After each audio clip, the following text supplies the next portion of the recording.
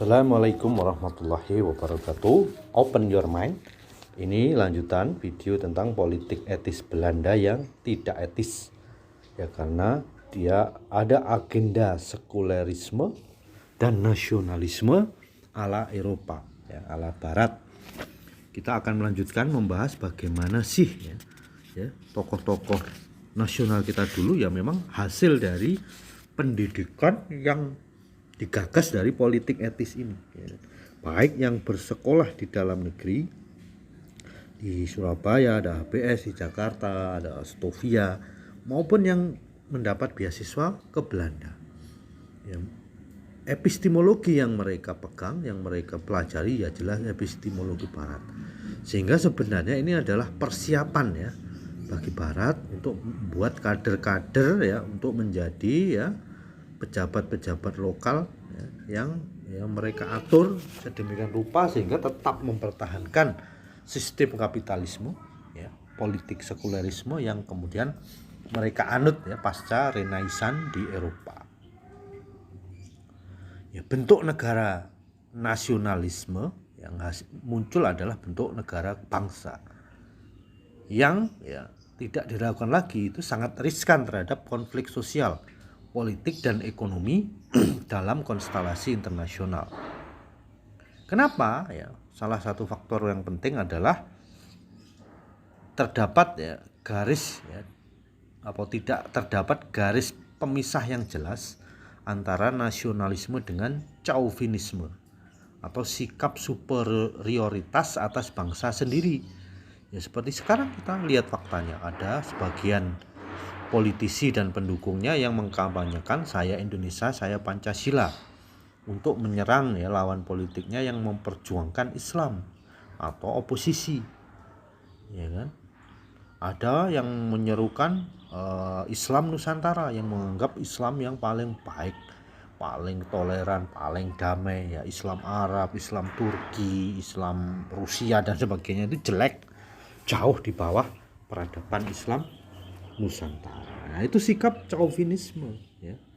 Ya sudah mendekati fasisme ya, di bawahnya fasisme. Ya. Nasionalisme Indonesia yang awalnya digawangi Soekarno itu juga pernah dikritik oleh tokoh Islam saat itu, yaitu Haji Agus Salim ya, Syarikat Islam dulu.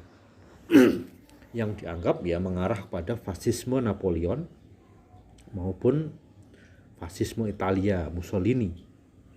Ya kan? Yang kritik Agus Salim itu ternyata terbukti kan melalui pidato Soekarno 17 Agustus 64 yang berjudul Tahun Vivere Pericoloso, ya kan? Teks pidato ini bisa dilihat di di bawah bendera revolusi jilid 2 ya, bukunya Soekarno, ya kan? Yang di situ ya Soekarno kemudian menunjukkan bahwa fasisme menjadi arah pemerintahan yang dia bangun. Mengingat kalimat vivere pericoloso itu merupakan kalimat terkenal diktator Italia Benito Mussolini yang berarti hidup mati atau ya nyerempet-nyerempet bahaya. Doktrin chauvinisme ini yang pada tahun 1963 juga mendorong konsepsi yang dimunculkan Soekarno, Ganyang Malaysia. Jadi nasionalisme yang berlebihan. Nggak berlebihan aja itu memang ajaran Barat, apalagi yang berlebihan seperti ini. Nah, sekulerisme yang diusung Soekarno ini adalah landasan pemerintahan ya NKRI hingga sekarang, yang pada dasarnya ya berpangkal pada liberalisme sosial, yaitu ya suatu pemahaman di mana manusia ditempatkan secara mutlak sebagai pengatur aspek kehidupan ya, dan bukannya Allah atau Tuhan yang mengatur dengan syariahnya. Sekulerisme pada awalnya lahir ya akibat traumanya bangsa Eropa terhadap kekuasaan gereja ya di abad pertengahan yang disebut Dark Age yang menindas ya. Namun hal itu kan jelas tidak masuk akal ya, seperti saya ulangi lagi ya di materi sebelumnya, itu adalah kejadian lokal yang tidak bisa diinternasionalkan, tidak bisa digeneralisasi bahwa bangsa lain ditindas oleh agama. Ya buktinya kita sejak zaman Mojopahit sampai zaman Kesultanan Islam tidak ada ceritanya ditindas negara agama baik Hindu, Buddha, Islam di sini menindas rakyat seperti yang terjadi di Eropa. Ada perang 30 tahun di mana yang mati itu hampir sepertiga dari jumlah penduduk di Eropa saat itu. Tidak ada dalam sejarah kita. Jadi kenapa kita harus dipaksakan mengakui bahwasanya hasil dari sekulerisme itu yaitu demokrasi ya, dengan berbagai kebebasan yang indah, yang dibuat indah, itu dipaksakan sebagai nilai yang harus kita anut. Sejarah telah membuktikan ya kan, aturan-aturan yang lahir dari sekulerisme yang dibuat oleh manusia barat itu banyak menghasilkan implikasi negatif. Contohnya budaya free sex, homoseksual ya kan, dan lesbian ya. Justru ya kan ini kan memberi dampak negatif berupa penyakit, virus, kerusakan tatanan sosial dan sebagainya. Ya kan? Padahal ya dalam Islam jelas aturan-aturan itu adalah tidak bisa ditawar ya. Ketika Islam diterapkan ya tidak mungkin orang-orang yang mengalami gangguan seksual itu dibiarkan, harus disembuhkan ya, kalau tidak mau ya bisa dihukum ya. Anthony Giddens ya bahkan menyebutkan ya, hasrat seksual tersebut itu yang menyimpang ya, free sex, homoseks dan lesbian itu adalah sebuah runaway world, yaitu dunia yang berlari tanpa arah. Itulah dunia barat, itulah dunia sekuler yang sekedar berlari mengikuti hawa nafsu manusia ya, bahkan menjauhi dan melampaui nilai-nilai transendensi, atau dengan kata lain ibarat sebuah truk besar yang lari dengan kecepatan kencang tanpa arah dan tujuan, yang jelas sewaktu-waktu pasti akan terguling dan hancur berkeping-keping. Ya, penjelasan Giddens itu menunjukkan bahwa ya realitas nafsu dan libidinal manusia yang ada saat ini itu memang menyimpang. Itu landasannya ya sekulerisme itu, ya kan? Dari situ muncul kebebasan bertingkah laku, freedom of act. Dari situ muncul ya, sekarang kan menjadi norma di barat itu kalau apapun, siapapun tuh harus menghormati LGBT. Tidak menghormati LGBT itu melanggar HAM. Bayangkan logikanya, kacau sekali gitu. Kembali kepada ranah sekulerisme Soekarno, ya seperti kita tahu ya, Soekarno itu ya benar-benar sekuler gitu loh. Kalau ada yang berdalil kita bukan negara sekuler, kan pasal pertama kan ketuhanan yang Maha Esa, ya pakai logikanya Soekarno sendiri ya, yang dipakai juga oleh rezim yang sekarang kan ya, bahwa Pancasila itu bisa diperas menjadi trisila, yaitu nasionalisme, sosial demokrasi dan ketuhanan. Kemudian dapat diperas lagi menjadi ekasila, yaitu gotong royong. Jadi inti dari Pancasila itu menurut Soekarno bukan Islam apalagi ketuhanan, bukan, adalah gotong royong ya, yang dalam gotong royong dalam pemikiran Soekarno itu adalah sosialisme lahirnya ya kan? Ya kalau Indonesia tidak sekuler itu harusnya diatur oleh agama, prinsip agama itu menjadi aturan resmi, baik tentu saja Islam harusnya, karena penduduk Indonesia mayoritas Islam. Kalau penduduk Indonesia mayoritas Hindu misalnya, diatur negaranya dengan aturan Hindu kalau ada, ya kan? Ya ini ada sejarahnya, nanti kita buat forum tersendiri ya. Memang ada sabotase, dulunya itu sudah disepakati dalam Piagam Jakarta, umat Islam itu menjalankan syariah Islam ya bagi pemeluknya ya kan. Itu aja disabotase ya. Nanti kita bahas dalam Piagam Jakarta. Meskipun ya secara ajaran Islam itu adalah kewajiban ya. Tidak perlu harusnya kita meminta izin kepada orang kafir, itu kewajiban kita. Tugas kita mengajak ya, mendakwai, ayo kita terapkan bersama umat muslim. Kita pahamkan kepada yang non muslim ya, ini sangat baik, syariat Islam itu jauh lebih baik daripada sekulerisme ala Eropa begitu.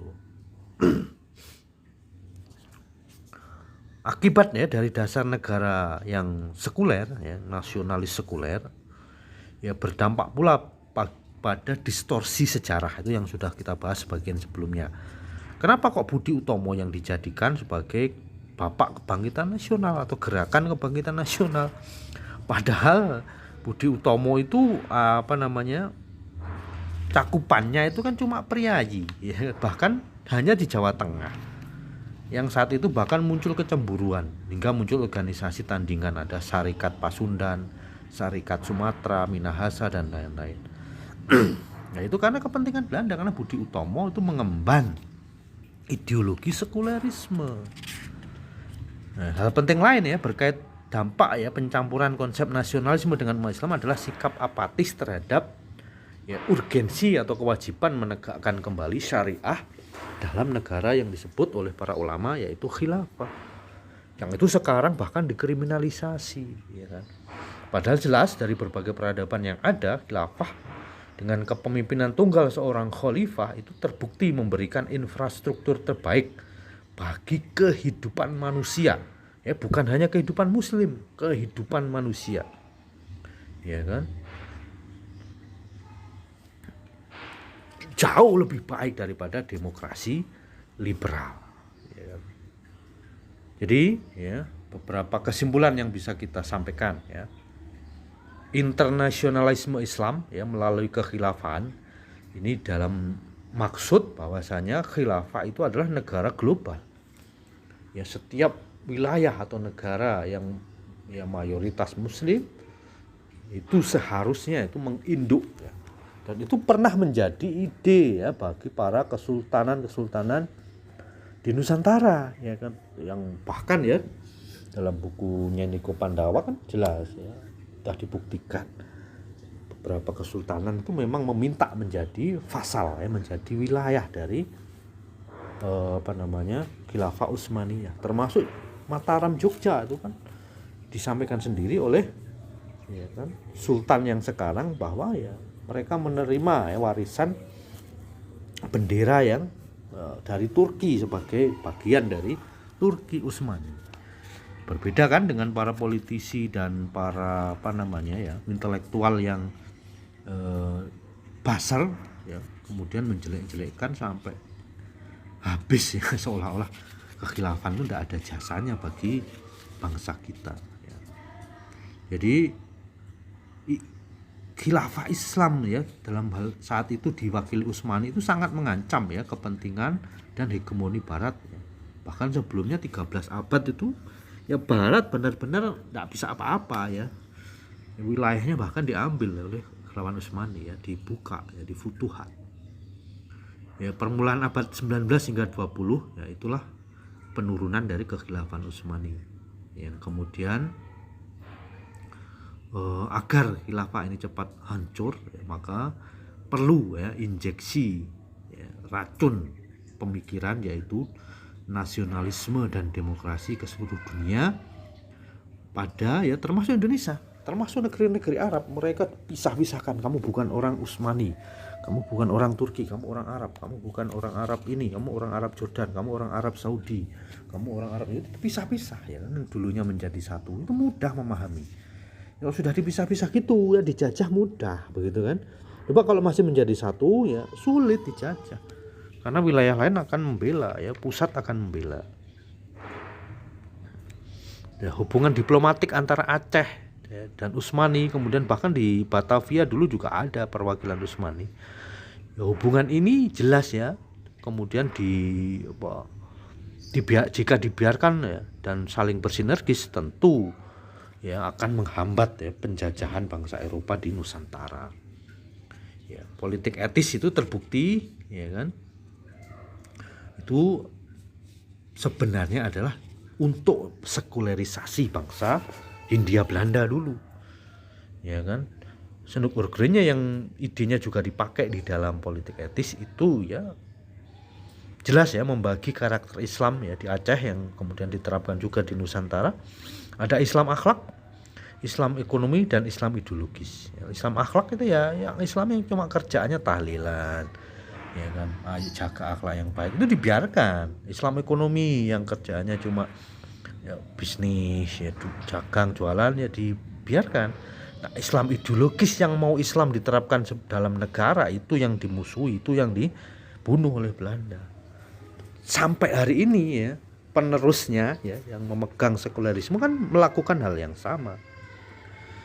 ya kan? Dan yang berikutnya tadi ya kita sudah jelaskan, ya, tokoh-tokoh sekuler yang dicetak itu adalah dalam rangka ya untuk apa namanya memperkuat ya sekulerisme ya nasionalisme di Hindia Belanda. Mau nanti merdeka ataupun tidak merdeka, mereka akan tetap memakai ide itu begitu. Jadi tidak dapat dimungkiri ya bahwa isu kebangkitan kembali khilafah itu sejak runtuhnya Soviet itu sangat membahana, ya kan?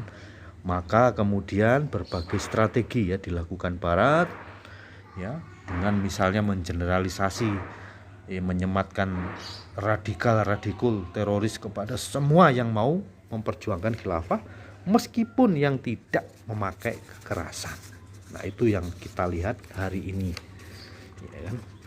Dan kita ingatkan ya yang para pembuat kebijakan yang muslim, Anda sedang menolak kewajiban diterapkannya hukum syariah dan khilafah yang dijalankan oleh Nabi Muhammad, ya, para sahabatnya khulafaur rasyidin. Ingat, gelar para sahabat adalah para khalifah yang mendapat petunjuk. Itu adalah gelar terhormat para sahabat yang dijamin masuk surga, ya kan? Sedangkan Anda meneruskan ya, sistem politik ekonomi penjajah Belanda, sistem ekonomi politik ya, kapitalisme dan demokrasi yang ya tujuannya adalah memecah belah kaum muslimin. Wallahu alam bishawab.